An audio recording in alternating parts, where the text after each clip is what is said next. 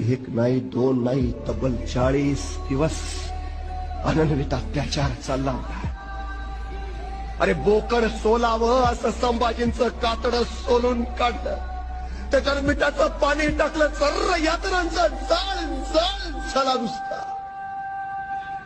कुणीतरी यायचं गुडघ्याच्या वाट्या काढून न्यायचं, कुणीतरी यायचं हाताची बोट छाटायचं, कुणीतरी यायचं तलवारीच्या पात्यानं मांसाचे लगदे कापायचं, कुत्र्या गिधाडांना खाऊ घालायचं.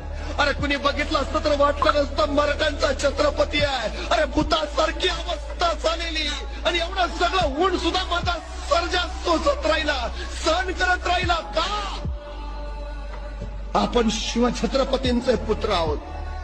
या अस्मितेसाठी, स्वराज्यासाठी, राष्ट्रधर्मासाठी सहन करत राहिला.